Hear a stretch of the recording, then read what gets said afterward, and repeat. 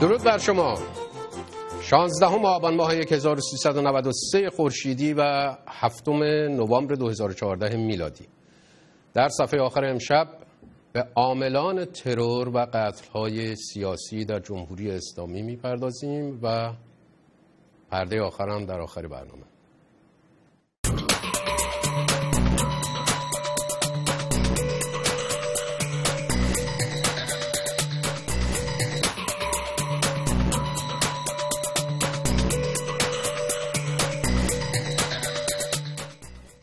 این که آدم کشتم و افتخار میکنم، هنوز در همین دفتری که من الان با شما صحبت میکنم در همین هفته گذشته شنیدم یکی از متهمین قتل‌های زنجیری نشست و آخرش این جمله رو من تحویل داد: من به اندازه موهای سرت آدم کشتم و افتخار میکنم. این بخشی از برنامه بی پرده بی تعارف بود با دکتر مهدی خزعلی در دیماه 92 که پخش شد. همون موقع چرا یک قاتل میاد میگه من افتخار میکنم که بیشمار آدم کشتم و این افتخار کردن و با صراحت گفتنش چه عواقبی برای جامعه داره؟ این مهمه. جز اینه که یکی از نتایجش دست کم اینه که اولا همین آدما باز همین جنایت رو ادامه میدن و ثانیاً وقتی یه آدم قدیمی اطلاعاتی میاد افتخار میکنه به قتلایی که کرده، خب اطلاعاتی های جوانتر و حزب اللهیای معتقد به فتوا دهنده های قتل ها که به اینا امر کردن تشویق میشن به اینکه همین راه قدیمی ها رو ادامه بدن. تازه ترین این جنایت ها قتل ستار بهشتی بود. یه جوون کارگر که خرج خودش و پدر مادرش رو در می آورد و رو وبلاگ شخصیش می نوشت. 8 آبان 91 تو وبلاگش نوشت: دیروز بنده را تهدید کردن، به مادرت بگو به زودی رخت سیاه باید بپوشد، دهان گشادت را نمی بندی. میگویم کاری انجام نمیدهم که لازم به بستن دهانم باشد. میگوین وراجی زیاد میکنی. میگویم چیزی که میبینم و میشنوم را مینویسم. فرداش، این آخرین چیزی بود که رو وبلاگش نوشته بود ستار بهشتی، فرداش 9 آبان 91 میگیرن، شکنجهش میکنن، چندان که زیر شکنجه کشته میشه تو 3 روز. 9 آبان 93 دومین سالگشت کشته شدنش بود. مراسم بر مزار ستار با حضور مادر سالخورده‌اش و یه عده از وکلا و فعالان حقوق بشر.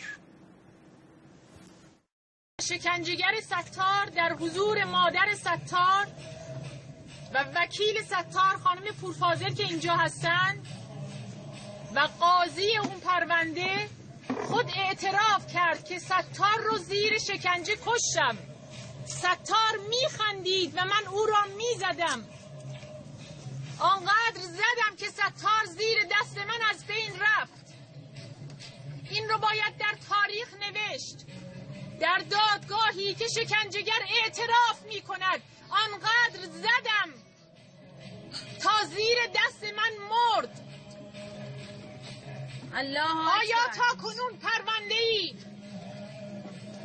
با این صراحت برای اعمال جنایت دیده اید که شکنجهگر خود اعتراف کند که آنقدر زدم تا مرد و در پیش مادر این را بگویند؟ آنها نمیفهمند مادر یعنی چه. آنها از عشق مادرانه هیچ چیز نمیفهمند و نمیدانند با این مادر تا آخرین لحظه عمرش چه کردند. لحظه های شکنجه ستار توی پرونده درد شده و همه اون برای مادر قرائت شده و مادر با تک تک لحظه های شکنجه فرزندش شکنجه می شود. شکنجهگر تو دادگاه این اعترافو کرده. مجازاتی که قاضی اون دادگاه براش تعیین کرده چیه؟ ستار بهشتی نه توسط آگاهی، نه توسط پلیس فتا، بلکه توسط حاکمیتی کشته شد که قاتلش رو آزاد گذاشته. ما چگونه مسلمان بودن شما رو باور کنیم وقتی که قاتل یک مأمور امنیتی مثل سربندی رو، یه دختری که قرار بوده به اون ظلم میشه و او از خودش دفاع کرده سرزرد اعدامش میکنه. اما قاتل این مرد رو به 3 سال زندان محکوم میکنیم. از لباس پیامبر و علی قرار بود ادب تراوش کنه، انصاف برکشیده بشه، ولی ما تا به خودمان آمدیم با خلخالی هایی روبرو شدیم که کشتند بدون اینکه دادگاهی تشکیل بدن. با روح الله حسینیان مواجه شدیم، با پور محمدی ها، با شیخ علی فلاحیان که کشتند بدون اینکه به دستگاهی پاسخگو باشد. چرا رهبر ما به ازای این همه مسئولیت در قبال یکی از اونها پاسخگو نیست؟ چرا رهبر ما یک مصاحبه رسمی با یک خبرنگار نداشته تا به حال؟ مگر کم مسئولیت داره ایشون؟ آیا مسئول خون این جوان رهبر نیست؟ چرا پاسخگو نیست؟ خب این نظامی است که بعد از 37 سال با رهبری خمینی و خامنه‌ای به اینجا رسیده. شیوه صدور احکام اعدام دوره خلخالی که دادگاه‌های دست جمعی و اعدام‌های دست جمعی و بعد سال 60 و سال 67 که هیچ معیار حقوق مدنی و جزایی دنیای متمدن در دادگاه‌ها و اعدام‌ها وجود نداشت، بعضی مراکز دفاع از حقوق بشر اسم جنایت علیه بشریت رو میذارن روش و بعضی دیگه این اعدام‌ها رو در همون چارچوب تروریسم دولتی یا تروریسم حکومتی قرار میدن که تو این چارچوب تروریست‌ها همون خلخالی و پور محمدی و نیری و اشراقی و خود آقای خمینی که فرمان به قتل عام‌ها داده و به هر حال دیگرانی هستند که تو اون اعدام‌ها دست اصلی رو داشتن. این که میگم قتل عام، آیت الله منتظری هم تو خاطراتش وقتی به اعدام‌های سال 67 میپردازه میگه قتل عام کردن زندانی‌ها رو. باری اگه بخوایم به همه این موارد بپردازیم خب باید نمیدونم شاید حداقل 1 سال برنامه پشت سر هم بذاریم. بنا رو گذاشتیم امشب روی قاتلانی که یا به عنوان مأمور وزارت اطلاعات یا عضو باندهای امنیتی و حزب اللهی افراد مشخصی رو در داخل و خارج ایران کشتند و یا جامعه اینها رو میشناسه و یا حلقه از حکومت فقط اینا رو میشناسه. میخوایم ببینیم که این اشخاص امروز کجان و چه میکنن. ببینید برای آغاز کار این عکس سال 1359 گرفته شده، یعنی درست پیش از ترور اول شاپور بختیار در پاریس. این عکس تو بیروت گرفته شده. محسن رضایی فرمانده بخت اطلاعات سپاه، انیس نقاش تروریست لبنانی و مجری اولین عملیات ترور دکتر بختیار در سال 59، محمد صالح الحسینی مسئول روابط خارجی سپاه که کشته شده میگن و محسن رفیق دوست که اون موقع مسئول پشتیبانی سپاه بوده الان همچنان عضو سپاه و داره دارو وارد میکنه. انیس نقاش خودش به رسانه‌های جمهوری اسلامی از جمله خبرگزاری فارس گفت که سپاه به اون مأموریت داد بره فرانسه و بختیار رو ترور کنه. خب سال 59 تروریستا موفق نمیشن بختیار رو بکشن، یه پلیس فرانسه و یه شهروند عادی کشته میشه. انیس نقاش دستگیر میشه، توسط پلیس فرانسه میفته زندان و ببینین این صفحه از خاطرات رفسنجانی مال سال 67 نوشته مادر انیس نقاش لبنانی که در پاریس زندانی است آمد و برای استخلاص پسرش، خلاص شدن پسرش استمداد کرد. برادر محمد صالح شهید هم همراهش بود. همسر شهید محمد صالح خواستار ارتباط با عفت بود، یعنی همسر آقای رفسنجانی که گفتم تلفن کند. $500 و 1 سکه و 2 جلد قرآن به آنها دادم. پیرزن فرسوده است، شوهرش هم فوت کرده و در خانه پسر دیگرش در امارات زندگی می کند. گویا فرانسوی ها به او گفتند که اگر ایران اصرار کند انیس آزاد می شود. جمهوری اسلامی با فرانسه معامله کرد. انیس نقاش که حبس ابد گرفته بود بعد 6 سال آزاد شده رفت ایران. مهمان امشب برنامه آقای امیر فرشاد ابراهیمی هستند، دبیر سیاسی سابق انصار حزب الله. آقای ابراهیمی خوش آمدید به برنامه صفحه آخر امشب. سلام خدمت شما و بینندگان محترمتون. نخستین پرسش، انیس نقاش الان کجاست و چه میکنه آقای ابراهیمی؟ بله خدمت شما هستم. انیس نقاش الان چیزی هلوش 66 یا 67 سالشه. ایشون سهامدار عمده شرکت پارس حسابگر هست، شرکتی که نمایندگی رسمی کاسیو هست و این شرکت برای آقای محسن رضایی، ایشون هم سهامدارشه و یک مرکز پژوهشی هم زده که بینندگانتون به راحتی میتونن سرچ کنن و ایشونو ببینن سایتش و اینا، به اسم مرکز پژوهشی امان که از بیماری‌های واگیردار گرفته تا مسائل سیاسی و اعتقادی تحقیقات و پژوهش میکنه و به دولت از جمله دولت آقای روحانی هم خدمات مشاوره‌ای میده. در تهران؟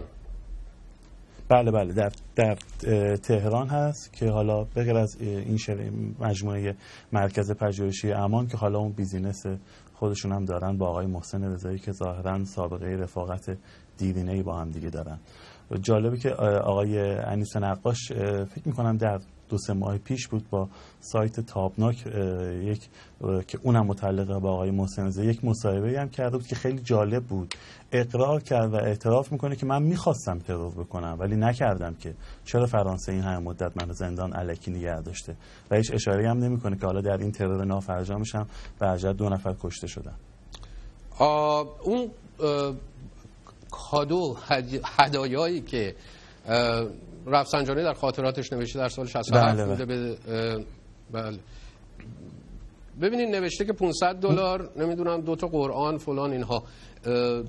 اون خیلی جالبه که اون 2 قرآنی که آقای رفسنجانی اشاره میکنه در کتاب عبور از بحران خودش که برای سال 68 بکنم باشه، این که شما الان نشون دادین و اشاره کردین خاطرات مجموعه خاطرات سال 67 در سال 68ش هم اشاره میکنه، دوباره تکمیل میکنه این قضیه رو که اون 2 قرآنی که هدیه میده مادرش یکیش به امضای خودشه و یکیش به امضای آیت الله خمینیه که تقدیم خانواده میشه و این خیلی جالبه که به نوعی میشود گفتش که تایید و تمجید از کاریه که آقای انیس نقاش کرده. حالا بماند که ایشون به حجت یک لبنانی بودن، بعد از آزادی به ایران اومدن و از جمله لبنانی هایی بودن که تابعیت ایران گرفتن که خب تعدادشون زیاد بوده و آقای نقاش هم جزو اون افراد هست که الان ایشون یعنی هم پاسپورت ایران داره و هم پاسپورت لبنانی. دکتر بختیار سال 1370 سرانجام کشته میشه، نه با گلوله البته، با کار داشت پسخونه و به طرز فجیعی که البته این شیوه رو بعدها هم تروریست‌ها در قتل‌های سیاسی پاییز 77 هم ادامه دادن. 3 قاتل شناسایی شدن همون موقع، عکسشون دارین میبینین که دکتر بختیار رو دستیارش سروش کتیبه رو تو خونه بختیار میکشن. علی وکیلی راد از راست، محمد آزادی و فریدون بویراحمدی. از این 3 نفر علی وکیلی راد دستگیر میشه، به حبس ابد محکوم میشه و بعد از 18 سال بهش عفو میخوره و آزاد میشه و برمیگرده ایران. این صحنه‌های استقبال رسمی است از علی وکیلی راد در فرودگاه مهرآباد. آقای ابراهیمی، علی وکیلی راد الان کجاست و چه میکنه؟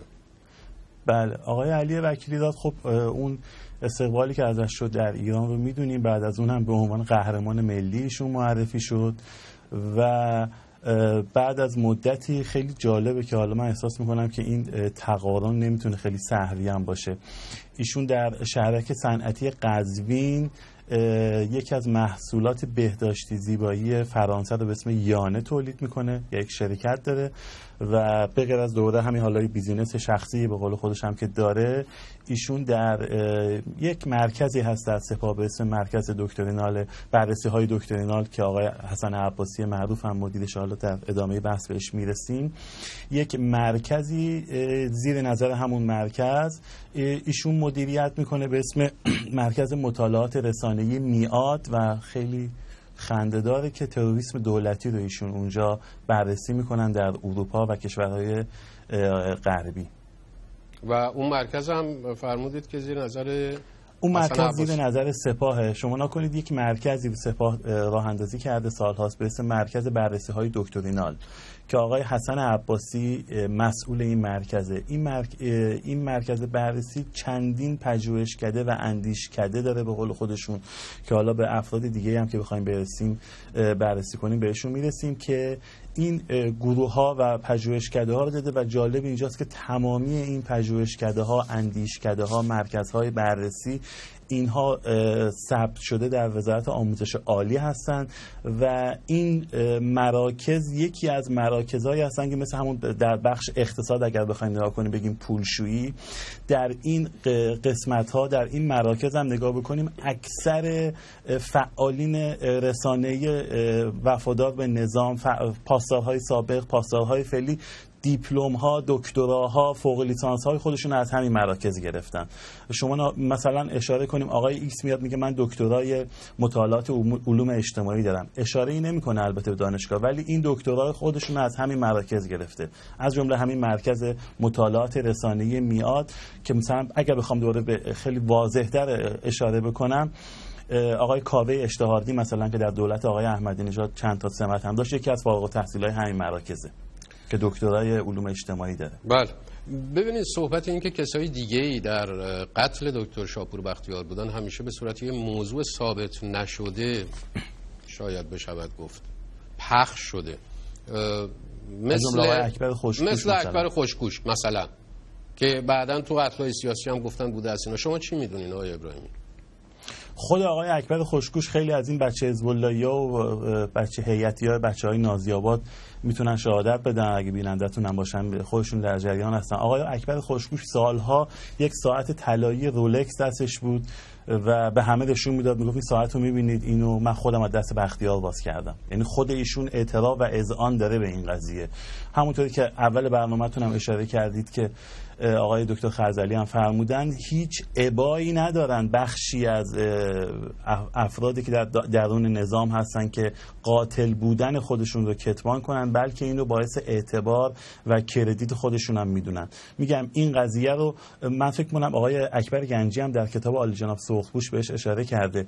تا سالها، حداقل تا اون موقع که دو سه باری که من آقای خوشگوش دیدم، این ساعت رولکس دستش بود و خودش میگفتش که من اینو از دست آقای بختیار وقتی ترورش کردیم باز کردیم. من همین عکسی که الان دیدیم حالا بتونیم دوباره ببینیم، نمیدونم اون ساعت معلوم هست یا نه تو دستش، فردی که وسط نشسته بود اکبر خوشگوش بود. به هر حال بله، نه خیلی چیزی مثل تسبیح کیفی دستش. به هر حال این عکس اخیرشه.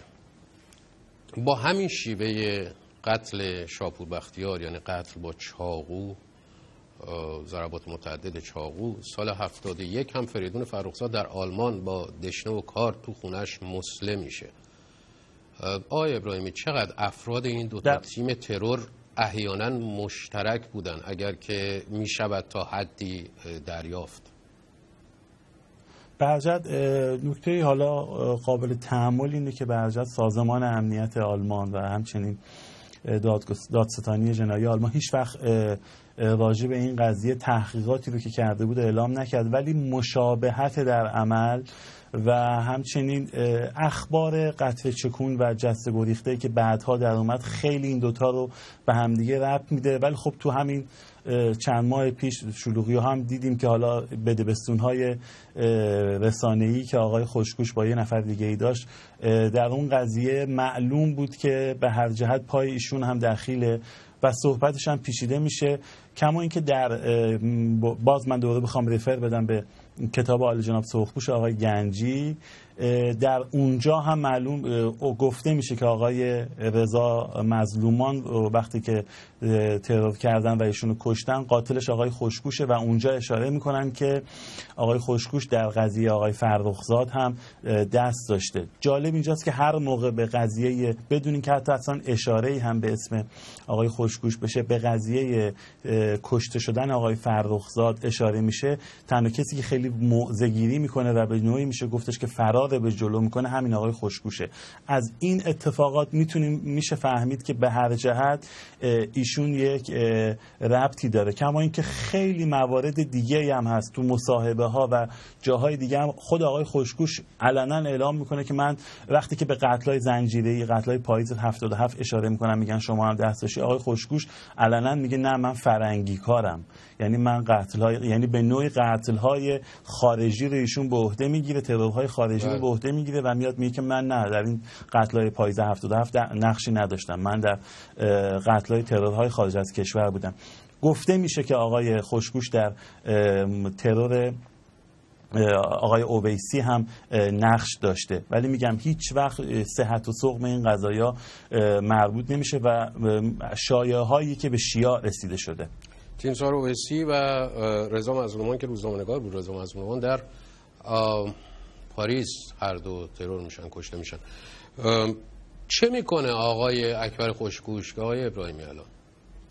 آقای اکبر خوشگوش به غیر از مراوداتی که با دوستان اصلاح طلب داره و در ختم‌های و عروسی‌های اینها دیده میشه و رفت آمد میکنه و خیلی هم حق به جانب هستن، ایشون در کار ساخت و ساز هستن. آخرین حرکت اقتصادی که کرده در منطقه قیطریه تهران، ایشون 2 برج بلند مرتبه به اسم مجتمع مسکونی اداری لاله رو ساخته و هنوزم درگیر اونهاست. خیلی جالبه که خیلی از این افراد حالا معلومه کاملا با توجه به رانتی که شهرداری احتمالاً بهشون میده، شیفته و علاقمند به کار بساز بفروش و انبوه سازی شدن و در کار ساختمون سازی هستن. این یکی از کارهایی که از ایشون دیده شده و گفته میشه، ولی خب مشهورترینش همین مجتمع آپارتمان‌های لاله هستش. قبلش هم که توی واردات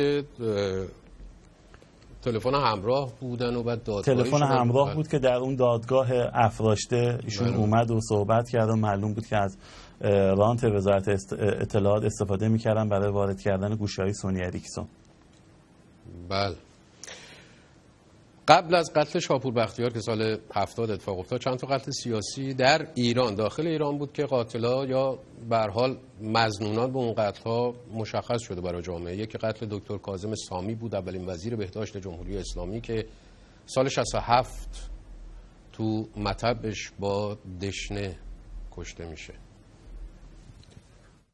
اولا که دادستان وقت میگه اون روز از زبان زن قاتل محمد جلیلیان میفرماید که اون روز کسی به اسم احمدی نژاد زنگ میزنه و ازشون دعوت میکنه در دفتر آقای شریعت مداری و بعد آقای جلیلیان میره و با مقدار پول برمیگرده به خونه و پولها رو به زنش میده و به اون قتل رو انجام میده. تا اینجا بعد میگه ما شریعت مداری و احمدی نژاد رو 3 روز بازداشت کردیم.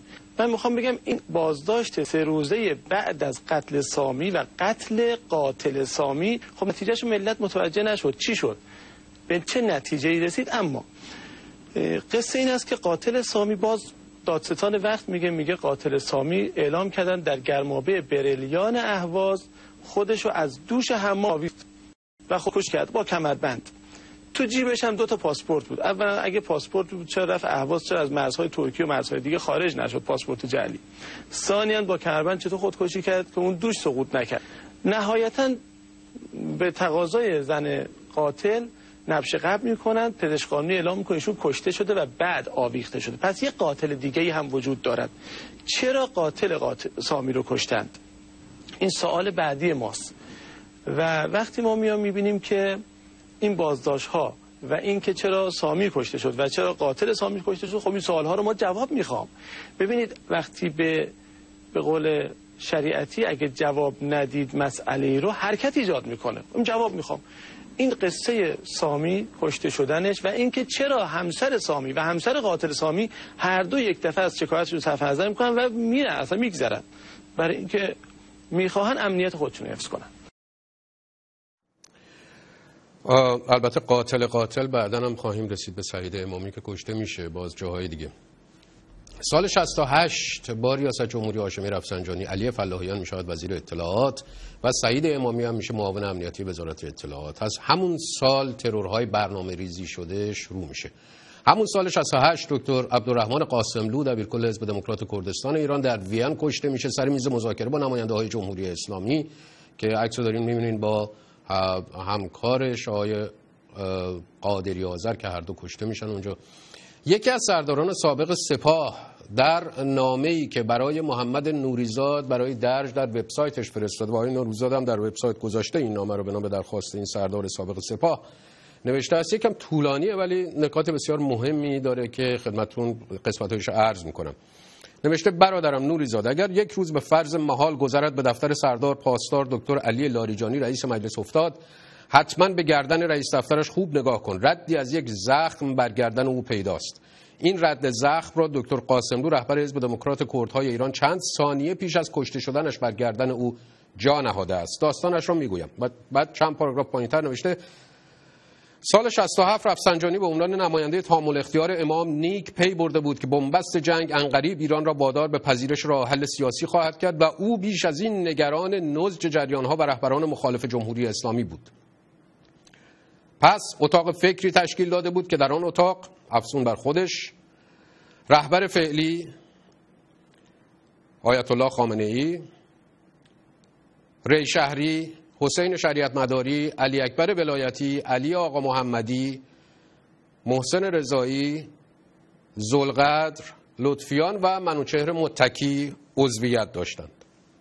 دستور کار شناسایی سران مخالف نظام و ترور آنان در داخل و خارج کشور بود. لیستی حدود 100 نفره تهیه شده بود که در صدر آن لیست مسعود رجبی و قاسملو قرار داشتند. در این راستا سرتیم ترور قاسملو کسی جز محمد جوادی نبود. صحرارودی یا همان محمد جوادی به محض ورود به اتریش با برخورداری از حکم ویژه از علی اکبر ولایتی کوشید تا به عنوان نماینده جمهوری اسلامی در مذاکرات با حزب دموکرات ملاقات با قاسملو را به شکل انفرادی و در ویلایی در حومه وین شکل دهد. اما قاسملو این پیشنهاد را نپذیرفت و مکان ملاقات را در آپارتمان دفتر کار خود در وین و با حضور دستیارانش تعیین کرد. با این پیشنهاد طرح ترور ریخته شد. صحرارودی به همراه نفر دوم با نام بزرگیان و نفر سوم با نام شاه مهری یا حاجی مصطفوی در بعد از ظهر 23 تیر 68 با خودرو تشریفات سفارت و لباس فرم وزارت خارجه وارد دفتر قاسملو شدند. راننده پس از ورود آنان با خودرو به سفارت بازگشت. این در حالی بود که هر سه دیپلمات به اصطلاح یک کلت 65 میلیمتری را ماهرانه در گودی ستون فقرات خود جاسازی کرده بودند. صحرارودی به قاسملو میگوید حامل دیدگاه‌های طبقه بندی شده است و روی صحبت خصوصی و دو نفره اصرار می‌ورزد. در نهایت قاسملو میپذیرد تا با صحرارودی در اتاق دیگری ملاقات خصوصی داشته باشند و دو دیپلمات تروریست در کنار دستیاران قاسملو منتظر بمانند. مستقیم از خود جوادی یعنی از خود صحرارودی شنیدم که گفت هر دو به اتاق دیگری رفتیم. گفتگوها کوتاه بود. کار را به جاهای باریک کشاندم جوری که صحبت کوتاه ما به سرعت به مشاجره لفظی کشیده شد. من صحرارودی بلافاصله دست به کمر بردم و کلتم را بیرون کشیدم و شلیک کردم. بدبختانه گلوله‌ام کار او را نساخت و به مغز او نخورد. زخمیش کرد و به زمینش انداخت. هول شدم. گلوله‌های بعدی را نتوانستم درست شلیک کنم. قاسملو هم کلت داشت. حالا نوبت او بود که اولین و دومین گلوله را به زیر بغل و ناحیه گردن من شلیک کند. بالاخره یکی از گلوله‌های من به مغز قاسملو خورد و کارش را ساخت. گزارش واقعه بعد این سپاهی سابق در نامش نوشته است گزارش واقعه عصر آن روز با کد رمز به دست منوچهر متکی میرسد. 11 روز بعد صحرارودی و شاه مهری دو تروریست زخمی تحت بازداشت پلیس اتریش با برانکارد از بیمارستان به هواپیمای ایران ایر منتقل و به ایران باز می‌گردند. چند ماه بعد محمد صحرارودی با حکم رهبری با درجه سرتیپی و نام جدیدش محمد جعفری به ریاست اداره اطلاعات سپاه برگزیده می شود. کاظمی قمی سفیر سابق ایران در عراق یکی از معاونین وی بوده است. جعفری یا صحرارودی در سرکوب جنبش دانشجوی 18 تیر هم نقش ویژه‌ای داشت. در سال 80 به سمت معاونت هماهنگ کننده نمایندگی ولی فقیه در سپاه برگزیده شد. با روی کار آمدن احمدی نژاد به سمت جانشین دبیر شورای عالی امنیت ملی برگزیده شد. اکنون بیش از یک سال است که به شکل سوری، یعنی الان دیگه شده 2 سال، به شکل سوری رئیس دفتر علی لاریجانی رئیس مجلس شده است، اما بدون شک دارای مسئولیت‌های امنیتی است و این عنوان مسئولیتی پوششی است. در حکمی که علی لاریجانی برای صحرارودی نوشته است نظر به سوابق ارزشمند جناب عالی در فعالیت‌های اجرایی کشور به سمت رئیس دفتر رئیس مجلس شورای اسلامی و مشاور این جانب منصوب می‌شوید. خبرگزاری فارس که این خبر رو که دیدین به تاریخ 25/3/87 منتشر کرده نوشته محمد جعفری همون صحرارودی پیش از این معاون دبیر شورای عالی امنیت ملی کشور بود است. دبیر شورای عالی امنیت ملی کشور اون موقع خود علی لاریجانی بود، سال 84 تا 87. مرداد 73 سعیدی سیرجانی معروف به نویسنده آزاده در زندان به قتل میرسه. اسفند همون سال سید احمد خمینی به قتل میرسه. قبل از اینکه مشخصا بریم رو عاملان این ترورها بزنیم، باز از دکتر مهدی خزعلی بشنویم درباره قتل سید احمد خمینی که در جریان جنگ قدرت بین خامنه‌ای، رفسنجانی و احمد خمینی از گردونه خارج شد. قبلا به تفصیل در این باره برنامه داشتیم، دیگه فرصت نیست امشب بهش بپردازیم، برگردیم به این جزئیات. دکتر خزعلی در برنامه‌ای که 4 سال پیش با ایشون داشتیم، همون موقع پخش شد، میگن در جمعی بودن که سعید امامی هم حضور داشته و از سعید امامی نقل میکنن. یکی از متدهای نقل شد که میان داروی یک بیماری رو یک دونه از اون قوطی قرص 100 تاییش و یک دونه رو های دوز میکنن که در واقع از دوز درمانی تبدیل میشه به دوز کشنده و سمی و توکسیک. اون فرد وقتی که در اون 100 روزی که در اون 100 شبی که داره این قرص رو میخوره، وقتی میرسه به اون یه دونه قرص، اون یه دونه رو میخوره و بعد هم خب فوت میکنه. سعید امامی و چند تا دیگه از همکاراشو در وزارت اطلاعات سال اواخر 77 تا اوایل 78 میگیرن و میندازن زندان که حالا درباره‌اش صحبت میکنیم. سعید امامی در اعترافاتش نوشته که کسانی که حذف شده‌اند مرتد، ناصبی و محارب بودند. حکم مجازات آنان مثل همیشه به ما تکلیف شده است و ما آنچه کردیم اجرای تکالیف شرعی بوده است، نه قتل و جنایت. حکم اعدام داریوش فروهر و پروانه اسکندری را به روال معمول همیشگی حجت الاسلام علی فلاحیان به من داد. احکام اعدام سایر محاربین قبلا در زمان وزارت فلاحیان صادر شده بود. از مدت‌ها پیش قرار بر این بود که عوامل مؤثر فرهنگی وابسته که توطئه تهاجم فرهنگی را در ایران پیاده می‌کردند و جمعاً 100 نفر بودند اعدام شوند. حکم حذف 29 نفر از نویسندگان از مدت‌ها پیش مشخص و احکام قبلا صادر شده بود که در مورد 7 تن از آن عناصر احکام در دوره وزارت علی فلاحیان اجرا شده بود. وقتی حکم اعدام فروهر به ما ابلاغ شد، پرسیدیم که تکلیف احکام معطل مانده اعضای کانون نویسندگان چه می‌شود که حاج آقا دری نجف آبادی نیز گفتن هر چه سریعتر اقدام بشود بهتر است و این بار نیز مثل ما قبل انجام شد، با فرق اینکه به جای ابلاغ از سوی فلاحیان امور از طریق حاج آقا دری نجف آبادی هماهنگ می‌شد. فلاحیان با وجود آنکه خود حاکم شهر بود، اما معمولاً و در موارد حساس احکام حذف محاربان را شخصاً صادر نمی‌کرد. او این احکام را از آیت الله خوشوقت، آیت الله مصباح، آیت الله خزعلی، آیت الله جنتی و گاه نیز از حجت الاسلام محسنی اژه‌ای دریافت می‌کرد و به دست ما می‌داد. وقتی دستور حذف حاج احمد آقا را آقای فلاحیان به من ابلاغ کرد، مضطرب شدم و حتی به تردید فرو رفتم. 2 روز بعد همراه با آقای فلاحیان به دیدار آیت الله مصباح رفتیم. آقای محسنی اژه‌ای و بادامچیان مؤتلفه هم آنجا بودند. البته بعداً حاج آقا خوشوقت هم از بیت آمدند آنجا، از بیت رهبری، و نظر جمع بر این بود که نباید به کسانی که با ولی امر مسلمین خصومت می‌کنند رحم کرد. آقای سید حسن خمینی میگم چرا پیگیر، به هر حال یکی از این متهمین اعتراف کرده که سم داده به پدر بزرگوار شما یادگار امام، چرا پیگیر نمیشید؟ حداقل مردم بدونن دادگاه صالحی باشه، علنی باشه.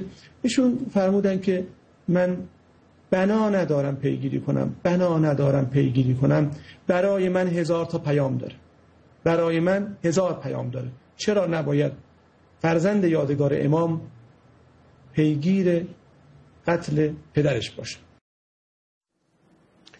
همین جوری ماشین ترور حالا دیگه مستقیما تحت مدیریت وزارت اطلاعات در کاره. سال 75 میخوان اتوبوس حامل اعضای کانون نویسندگانی که میرفته ارمنستان بندازن تو دره که موفق نمیشن. سال 77 قتل‌های پاییز، از شب اول مهر با قتل فجیع حمید حاجی زاده شاعر و پسر 9 سالش با 10 ضرب چاقو تو خونه حاجی زاده در کرمان، و قتل‌های دیگری در ادامه که پرسر و صداترینشون شاید قتل داریوش و پروانه فروهر رهبران حزب ملت ایران بود و محمد مختاری و محمد پوینده از اعضای کانون نویسندگان ایران در روزهای بعد. آقای ابراهیمی، قبل از اینکه ازتون سوال بکنم که اینا کی دستگیر میشن و چگونه دستگیر میشن و چرا دستگیر میشن، اصلا چه کسایی دستگیر میشن، بفرمایید قبل از اون که الان فلاحیان مشخصا سمتش چیه؟ چون اژه‌ای رو میدونیم که در واقع یکی از 3 نفر همه کاره دستگاه قضایی است به روشنی، و فلاحیان الان چه میکنه؟ آقای فلاحیان الان خدمت شما عرض کنم که در منطقه در غرب تهران چند شرکت تجاری داره، به طور فکر کنم یکیش در اتوبان آیت الله کاشانی باشه، کار تجاری دارن و فقط مختص کار تجاری نیستن، در مجلس خبرگان ایشون فعالیت دارن و مجددا هم واسه دوره جدید هم دوره میخوان کاندیدا بشن. و خدمت شما عرض کنم که مشاور مقام معظم رهبری هستن، طبق اونجوری که خودشون میگن در امور امنیتی از مشاورین بیت هستن ایشون، و در سازمان تبلیغات هم عضو هیئت امنای سازمان تبلیغات هستن. خب آقای ابراهیمی، این افرادی که با سعید امامی به اصطلاح یا بعد از اون بازداشت میشوند، این عکس فلاحیان سعید امامی است، افرادی که بازداشت میشن که بعداً یک تیمی از مأمور دولت آقای محمد خاتمی در واقع با اینها برخورد کرد در زندان، یه فیلم‌های خیلی محوی ازشون داریم، مثل براتی که راننده اون اتوبوسی بود که نویسنده ها رو می‌خواست بندازه توی دره، که این بار خدا کمک به اطلاعاتی‌ها نکرد، این بار خدا کمک کرد به نویسنده های اعضای کار نویسندگان که یک سنگ بزرگی در واقع مانع این کار شد در اصل غیر از تلاش خود نویسنده ها توی اتوبوس که ترمز گرفتن، ترمز دستی رو کشیدن و اینها. این افراد رو چرا گرفتن؟ چرا محدود به اینا بود؟ و بعد سرنوشت تک تک اینا چه شد؟ خواهش کنم بفرمایید. بله خدمت شما عرض کنم، اصلا خیلی خنده‌دار و جالبی که طبق اصلا قوانین خود جمهوری اسلامی هم کسی که قتل بکنه، کسی که کاری بکنه باید قصاص بشه، ولی در هیچ کدوم از احکام متهمین، همین افرادی که حالا بازداشت شدن، ما هیچ کدوم حکم اعدام نمیبینیم. در حکم ابتدایی 2 بار اعدام، 3 بار اعدام هم بود، ولی همه این احکام در دیوان عالی کشور و خدمت شما عرض کنم دادگاه تجدید نظر که حالا به خاطر اینکه دادگاه‌ها در سازمان قضایی در دادسرای نظامی بررسی شد، اونجا سازوکار خودشو داره، دادگاه تجدید نظر هم در همون دادسرای نظامیه، فقط احکام به دیوان میره. در همه اون احکام هایی که در تجدید نظر خواهیایی که انجام شد، همه این احکام تبدیل شد به حبس ابد، 15 سال زندان، 5 سال زندان، که از جمله کسایی که حکم حبس ابد گرفتن آقای مهرداد عالیخانی یا همون های صادق و آقای مصطفی کاظمی بود. ولی پیک پر داستان اینها هر کدوم بیشتر از آقای مهرداد عالیخانی 4 سال و آقای مصطفی کاظمی 6 سال بیشتر زندان نبودن و هر کدوم اینها بعد از یک مدتی عفو خوردن و اومدن بیرون. آقای مهرداد عالیخانی الان در دانشکده وزارت اطلاعات دانشکده امام هادی تدریس دارن. آقای مصطفی کاظمی هم در کار ساخت و ساز ساختمانی هستن و هم که ایشون هم در همون دانشکده وزارت اطلاعات دانشکده امام هادی و دانشکده‌ای که دانشکده اطلاعاتی که زیر مجموعه دانشگاه امام حسین سپاه هست، اونجا هم ایشون هم تدریس دارن و دارن کار میکنن. من از بعضی منابع شنیدم که آقای مصطفی کاظمی حکم مشاوره شورای عالی امنیت ملی هم داره، چون اونجا هم مثل همین فرماندهان نیروی نظامی، مثل فرماندهان ارتش، اینا که هر کدوم بازنشست میشن، اینها رو یه مشاوره بهشون میدن، مشاوره فرمانده کل قوا. ظاهرا مثل که معاونین و مدیران عالی وزارت اطلاعات هم که بازنشست میشن در شورای عالی امنیت ملی یک شورای مشاوران هست که آقای مصطفی کاظمی هم در اونجا مشاوره داده. نفر بعدی همون آقای خسرو براتی هست که حالا اسم مستعار ایشون در وزارت اطلاعات سیامک بوده. ایشون هم یه شرکتی داره که شرکت واردات صادرات بازرگانی سبا در خیابان پیروزی، حالا آدرس دقیق و تلفنش هم من دارم ولی فکر نمی‌کنم لزومی داشته باشه، در خیابان پیروزی ایشون هم داره کار تجاری میکنه و حداقل دست کم تا اونجا که من تحقیق کردم هیچ وقت آقای براتی دستگیر نشد، در حالی که اسم ایشون بارها و بارها در اعترافات قتل‌های زنجیری اومده و به طور مشخص ایشون این فیلمی که الان داریم می‌بینیم که گفته می‌شود که خسرو براتی است، حالا یه بار دیگه اگه دوستان بتونن نشون بدن خیلی خیلی ممنون میشیم، که گفتم این آدم که گفته می‌شود خسرو براتی است. این فیلم این آدم خود خسرو براتی نیست، کسی دیگری است. چرا آقای براتی از منتهی مکتب این فیلم که اصلا هیچ وقت هم معلوم نشد اصلا چگونه نمایش داده شد به دوره کمیته تحقیق اول قتل‌های زنجیره‌ای، یعنی از زمان بازداشت سعید امامی و مهرداد عالیخانی کاظم و آقای کاظمی و افراد دیگه 6 ماه دست کمیته تحقیق اول بود که بعد از اون 6 ماه که حالا ظاهرا ضرب و شتم و شکنجه‌های روحی و جسمی بسیاری هم شدن، تعداد بسیار زیادی آزاد شدن. نتیجهش این بود که در یکی از همون شکنجه‌ها و هول دادن‌ها دست آقای، اگه در بعضی از همین سری فیلم‌های بازجویی می‌بینیم که سعید امامی دستش شکسته و به گردنش آویزونه و به خاطر همین‌ها بود که کمیته تحقیق عوض شد و تعداد بسیاری از متهمین از جمله آقای به نام مثلا مظفر تهرانی که در این فیلم ها هم هست، ایشون آزاد میشه. بعدها در داستان ماجرای قتل خانم زیبا کاظمی هم میبینیم که ایشون متهم و اسمش میاد، زهرا کاظمی. بله، البته اسم ایشون واقعا نیست که زیباه تا اونجا. بعد ایشون یعنی تعداد بسیار زیادی بودن، از جمله همین افراد که آقای خسرو براتی هم جزو شد، آقای تهرانی هم جزو شد. اینها هیچ وقت در احکام قتل‌های زنجیره‌ای اسمشون نیامد و اصلا معلوم بود که در همون 6 ماه اول قضیه رو ختم به خیر کردن و فرمالیته به قول معروف ماسمالی کردن و اینها اومدن بیرون.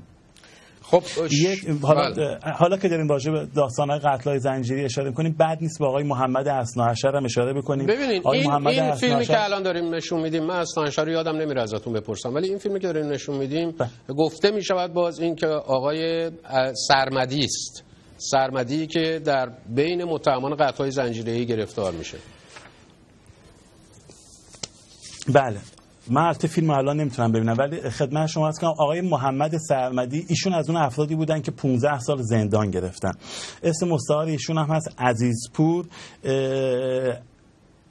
دقیقاً به طور واضح فکر میکنم خانم پروانه فروهر، چون در ماجرای قتل فروهرها در 2 نقطه متفاوت آقای فروهر در طبقه اول چاقو میخوره و کشته میشه و خانم فروهر در طبقه دوم. آقای محمد سرمدی ظاهرا همون کسی هستن که در طبقه دوم خانم فروهر رو به قتل رسونده. خیلی نکته خیلی جالبه که محمد سرمدی قاتله، برادر دیگه ایشون آقای علی سرمدی جزو کمیته منتخب رئیس جمهور هستن برای بررسی قتل‌های زنجیره‌ای و ایشون یک برادر دیگه هم داره به اسم آقای مرتضی سرمدی که الان قائم مقام وزارت امور خارجه هستن، دولت آقای روحانی، و قریب به یقین از طریق همین آقای محمد سرمدی در حالی که 15 سال حبس داشت که هیچ وقت هم ظاهرا نرفتن به زندان، همکنون در اداره مطالعات وزارت امور خارجه مدیر مرکز تحقیقات هستند. کافیه یک سرچ کوتاه بکنن در اینترنت، بارها و بارها اخبار ایشون در دیدارهای خارجی عکسای ایشون هم دیده میشه که معلومه دیگه وقتی یه برادرش در مدیر معاون وزارت اطلاعات باشه، یه برادر دیگه قائم مقام وزارت امور خارجه باشه، طبیعیه که اصلا انتظار این که آقای محمد سرمدی 15 سال زندان بره اصلا انتظار. خب حالا اثناعشر رو شما داشتیم میفرمودین. بله، آقای اثناعشر، محمد اثناعشر، ایشون هم در ماجرای قتل فروهرها هست. اگر در بازجویی هایی که حالا جسته گریخته و کوتاه اومده بیرون، من فکر میکنم خودم در یکی از مصاحبه های آقای ناصر زرافشان وکیل قتل‌های زنجیره‌ای خوندم، ایشون همون کسی است که در میزنه، وارد میشه و به خانم فروهر میگه که شما ماشینتون دزدیده شده و ما باید بیایم داخل منزل و وارد میشه، اون حکم جعلی رو نشون میده. ایشون آقای محمد اثناعشر است. محمد اثناعشر فرزند علی اکبر اثناعشری است. آقای علی اکبر اثناعشر از اعضای بازرسی دفتر خامنه‌ای هست، در دفتر رهبری هست که ریاستش آقای ناطق نوری به عهده داره. خود آقای محمد اثناعشر ایشون هم 15 سال حبس داشتن، الان از مشاوران آقای قالیباف در شهرداری هستند و یکی از مدیران سازمان فرهنگ هنری شهرداری تهران. من فکر میکنم در یکی از برنامه‌هاتون هم راجع بهشون صحبت شد. شکی نیست که دامنه همکاران سعید امامی به همین چند نفر محدود نبوده. حالا فرصتمون کوتاه هست، به هر حال به شاخصهاش میپردازیم.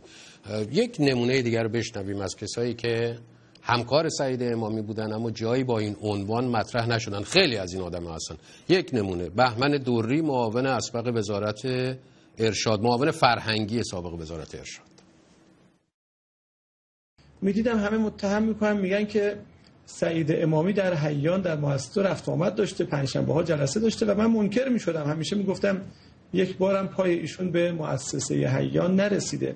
تا اینکه یه دوستی برای من کامنتی گذاشت، گفت شما نمیدونید ما می آمدیم، هنوز نمیشناسم اون فردو، ولی در کامنت های فیسبوک برای من نوشت که ما می آمدیم پنجشنبه ها بعد از ظهر که مؤسسه در واقع تعطیل بود.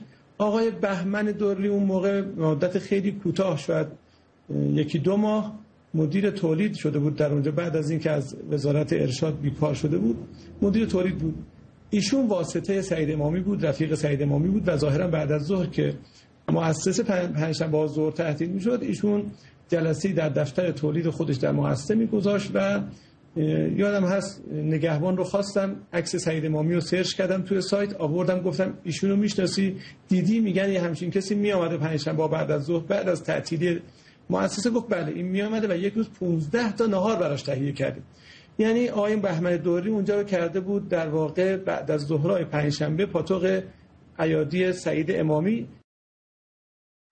بله، سعید امامی 5 بهمن 77 بازداشت میشه، 4 ماه و نیم بعد 29 خرداد 78 اعلام می شود که با داروی نظافت در زندان خودکشی کرده. معتقدم در واقع میخواستند همه قصه قتل‌های زنجیره‌ای رو در گور سعید امامی کرده و دفن کنند، در او رو ببندند، اما در وجدان مردم این اتفاق نیفتاد. به خصوص از درون خودشونم این قبول نشد. آقای حسینیان و بقیه میگن باز هم مثلا خیلی زیاد از متهمین قتل زنجیره‌ای که اینو نپذیرفتن و او رو میگفتن کشتن، در بیمارستان میگفتن سالم بوده و بعد حالا چگونه در بیمارستان چه اتفاقی براش افتاده همونجا افتاده. خب این از آقایونی که معتقدن که او کشته شده و خودکشی نکرده و کسی هم تا حالا با داروی نظافت نمورده که ایشون دومیش باشه. پذیرفته نشد، برای ما هم پذیرفته شده نیست. به هر حال بایستی گشت علت رو پیدا کرد. او زیاد میدونست. برای من این است که او زیاد میدونست. قتل ها ادامه داره، بیشتر به شکل محفلی بعد از این ماجرا، مثل قتل های محفلی کرمان. یکی از دوستان فیسبوک صفحه آخر نوشته است بنده با محمد حمزه مصطفوی، همین عکسی که دیدین، سرکرده این باند در مرکز فرماندهی و کنترل ستاد نیروی انتظامی استان کرمان هم خدمتی بودم و او راننده سرهنگ مدنی فرمانده مرکز بود. از زمستان سال 80 تا پاییز سال 81 به روایت 17 تا 18 قتل مشابه در شهر کرمان واقع شد که تنها 5 قتل به این پرونده ربط داده شد و بقیه بلا تکلیف مونده. آقای ابراهیمی، بفرمایید که اولا چه شد سرنوشت اون پرونده، چون اینا رو گرفتن و محاکمه کردن و ثانیاً اینا الان کجان؟ در واقع این قتل محفلی که اسمشو گذاشتن اینها هم بر اساس فتوا انجام شد و از این نظر درست با همون انگیزه اون چیزی که میگن گروه‌های خودسری که زیر نظر آقای فلاحیان و اژه‌ای و دیگران فعال رفسنجانی و اینها فعالیت میکردن، همونه، با همون انگیزه است. چه شد سرنوشت این؟ یعنی امر به معروف و نهی از منکر. خلاصه خواهش میکنم. بله، من قبل از اینکه وارد اصلا قتل‌های محفل شیم نکته رو بگم که فکر کنم واسه بیننده‌ها و شما جالب باشه. این آقای بهمن دوری همون کسی هستش که تهیه کننده مستند معروفی که هست که به اسم هویت، که بسیاری از نویسندگان از جمله آقای سیرجانی مرحوم هم در اون اومدن و خودزنی کردن و بعدها مجموعه همون کتاب، مجموعه همون فیلم، مجموعه هویت هم در همون مؤسسه آقای خزعلی منتشر شد که حالا واسم جالبه که آقای خزعلی شد میگن که من نمیدونم آقای امامی کی هستن. خدمت شما برنامه‌ای داشتیم، ما برنامه مفصل در 4 قسمت بی پرده بی تعارف با آقای مهدی خزعلی داشتیم قبلا. من فکر میکردم که دیدین، خب ندیدین، باید یه جوری اینا رو پخش بکنیم دوباره و اونجا به همه این موارد پرداختیم و در اونجا حالا چون اشاره کردین من ناگزیر باید بگم حتما که آقای خزعلی میگن که تنها کاری که در اون رابطه من کردم، من مهدی خزعلی کردم، این است که آنچه که پخش شد در سیمای جمهوری اسلامی در چند برنامه هویت، من اونا رو برداشتم و منتشر کردم و 5 چاپم خورد. سیمای جمهوری اسلامی که اون موقع رئیسش علی لاریجانی بود علیه ما شکایت کرد که چرا اینا رو منتشر کردین و نذاشتن دیگه ادامه بدیم و هیچ نقش دیگری نداشتم و در همون برنامه هم گفتن که اینها جنایت کردن و من با محتوای کارشون اصلا موافق نبودم و سعید امامی رو هم در یک جلسه حاشیه جلسه حدود 10 دقیقه دیدم که نقل کردن که صحبت چه بوده است با اینها. خواهش من بفرمایید. درسته. بعد خدمت شما عرض کنم قتل‌های محفلی کرمان کار 6 بسیجی هست که 5 قتل رو انجام دادن. از همون ابتدای هم معلوم بود که این قتل‌های پرحاشیه‌ای خواهد شد. وقتی که این 6 بسیجی حالا پس از مدت‌ها تعقیب و گریز و پیگیری‌های زیاد اینها شناسایی و بازداشت میشن توسط اداره آگاهی نیروی انتظامی کرمان، سردار جورکش که واقعا حرکت و اقدام ایشون قابل تقدیر هست، اعلام میکنن به صدا و سیما و مطبوعات محلی که 6 بسیجی در این قتل دست داشتن. رئیس دادگستری کرمان منکر این قضیه میشه و اعلام میکنه که به هیچ وجه این قضیه صحت نداره. سردار جورکش آقای غلام حسین الان اسم اون رئیس دادگستری کرمان یادم نیست، به رئیس دادگستری تهران آمادگی اعلام میکنه که من آماده هستم پس با شما مناظره بکنم، که فردای همون روزی که سردار جورکش اعلام میکنه که بیا مناظره کنیم، آقای غالیبا فرماندهی وقت نیروی انتظامی سردار جورکش رو از سمت خودش برکنار میکنه.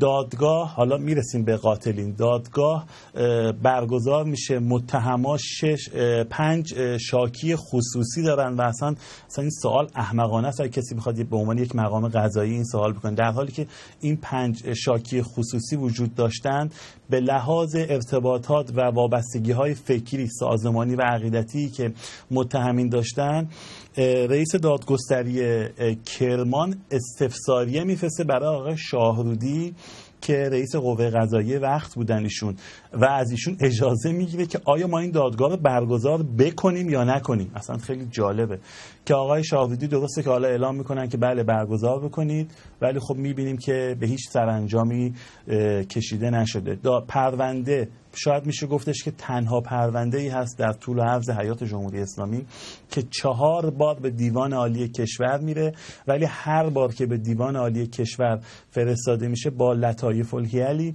اینها میتونن رضایت یکی از اولیای دم رو بگیرن و دیه پرداخت بکنن و پرونده رو از دیوان عالی کشور بکشونن به خدمت شما عرض کنم دوباره مجددا به دادگستری کرمان. دیه ها متفاوت از 18 میلیون هست تا 24 میلیون. با توجه به اینکه من خودم حالا تحقیقاتی هم کردم راجع به خانواده قاتلین و این افراد بسیجی، افرادی نیستن که از تمول خیلی بالایی هم برخوردار باشن و کاملا معلومه که این پول ها از کجا داده میشه. رهبر و سرکرده این تیم یک کسی هست به اسم محمد حمزه مصطفی. محمد حمزه مصطفی سال 72 وارد بسیج میشه. 2 سال بعد به اردوی ولایت، طرح ولایت فرستاده میشه. خیلی خوبه که بدونین اردوی طرح ولایت یک اردویی که مؤسسه آموزشی امام خمینی، همون مؤسسه‌ای که زیر نظر مصباح یزدیه، اومده در همکاری با سازمان بسیج که حالا بسیج دانشجویی، بسیج دانش آموزی و بسیج محلات هم هست، یک اردوهایی رو برگزار کرده که در این اردوهای 10 روزه به افرادی که در اعضای بسیج هستن آموزش هایی داده میشه، پالایش عقیدتی میشن. اینها خیلی جاها من دیدم ازشون از این دوره ها به عنوان تئوریزه کردن خشونت نام برده میشه که در این دوره ها افرادی که زیر نظر آقای مصباح یزدی هستن به اینها دروس عقیدتی و آموزش امر معروف و نهی از منکر در جامعه داده میشه. به نوعی میشه گفت حالا دیگه فارغ التحصیلان این دوره افرادی هستن که ناصح امر معروف و نهی از منکر هستن و کارت ناصحی میگیرن. خیلی هم جالبه که در پایان هر دوره خود آقای مصباح یزدی میاد و سخنرانی میکنه. سال 74 این آقای مصطفوی که فرمانده اون پایگاه بوده از این دوره فارغ التحصیل میشه و بعد از اون در حالی که ناصح امر معروف و نهی از منکر هم بوده میشه فرمانده پایگاه شهید مولا در محله ارگ کرمان. این پایگاه یه پایگاه خاصیه، یعنی پایگاه معمولی بسیج نیست مثل همه پایگاه‌های بسیجی که در داخل کشور هستن. چرا پایگاه خاصیه؟ به خاطر اینکه اولا افرادی که در این پایگاه هستن از پسر رئیس ستاد امر معروف نهی از منکر گرفته تا برادرزاده فرماندهی نیروی انتظامی و همچنین خود همین آقای مصطفوی هم که حالا عکسش هم نشون دادین شما، ایشون هم به واسطه این رفت و آمدی که داشته سردوران خدمت خودش رو به صورت نیم وقت و راننده اون آقایی که حالا اسپوردید میگذرانه در نیروی انتظامی و در خلال دادگاه ها معلوم شد که افراد بیننده های شمال شاید ارتباطی هم داشته باشن، اطلاع هم داشته باشن از پایگاه بسیج. کمتر پایگاه بسیجی هست که بهش سرباز وظیفه داده بشه. یعنی آقای حمزه مصطفوی در این حالی که خودش سربازه در یک جای دیگه فرمانده پایگاه مقاومت بسیجه و چند تا سرباز دادن زیر نظرش و خودش هم میشه رهبر این باندی که این جنایت ها رو کردن به اسم امر معروف. حالا آقای ابراهیمی خدمتتون خواستم عرض کنم و خدمت بینندگان عزیز، امیدوارم که جمعه آینده هم شما فرصت داشته باشین. این برنامه ما شد 2 قسمت، یعنی آنچه هایی که بنده خیلی هم موضوع رو چلونده بودم که کم بشه، کوتاه یعنی بشه، به هر حال طول کشید و این ارزشو داره که برنامه دیگری بهش اختصاص بدیم. قسمت دوم در هفته آینده، جمعه آینده انجام خواهیم داد. آقای ابراهیمی خیلی ممنونم از شما، شبتون بخیر در آلمان. در پایان فقط خدمتتون عرض کنم که صادق زیباکلام اخیراً در سمنان سخنرانی داشت، به همین جنایت‌ها به اسم امر معروف و نهی از منکر اشاره کرد که خوب است بشنویم بخشش. شما اگه یادتون بیاد سر داستان قتل‌های زنجیره‌ای هم همین تکرار شد. یعنی سر داستان قتل‌های زنجیره‌ای هم میگفتن خارجی‌ها پشت این هستن، بیگانگان این قتل‌های زنجیره‌ای رو دارن انجام میدن. الان هم همون شده. الان هم دارن میگن که بیگانگان، رد پای بیگانگان تو مسئله اسیدپاشی هستش. نه، به نظر من رد پای بیگانگان نیست در جریان اسیدپاشی، همچنان که در جریان قتل‌های زنجیره‌ای معلوم شدش که یه عده احساس تکلیف شرعی میکردن، احساس وظیفه میکردن. ببینید چرا ما خودمونو سرمونو مثل برق، سرمونو مثل کند میکنیم تو برق و نمیخوام واقعیت رو ببینیم. وقتی شما تبلیغ خشونت میکنید، وقتی شما خشونت رو مقدس میکنید، وقتی شما میگید که غیرت دینی جوانان ما اجازه نمیده و اینجوری میکنه اونجوری میکنه، وقت چند نفرم پیدا میشن تو وزارت اطلاعات آدم ها رو، نویسندگان و غیره رو اقیل میبرن. چند نفرم پیدا میشن در کرمان، اگه داستان کرمان دروغ بود اونم آمریکایی ها کرده بودن، چند نفر پیدا میشن تو کرمان به عنوان امر به معروف و نهی از منکر خودشون قانون میگیرن دستشون و یه عده رو اقیل میبرن. چند نفر پیدا میشن به اسم سعید عسکر و همفکرانش و سعید حجاریان به عنوان دوریسیان اصلاحات ترور میکنن و چند نفرم پیدا میشن در اصفهان به عنوان تکلیف شرعی، به عنوان غیرت دینی رو صورت خانم‌ها اسید میپاشن. من معتقدم روزگاری اگر متهمین اسیدپاشی دستگیر بشن، اونا متهم ردیف دوم باید باشن. متهم ردیف اول در دادگاه اسیدپاشا کسانی هستند که خشونت مقدس رو به عنوان امر به معروف و نهی از منکر ترویج می‌کنند.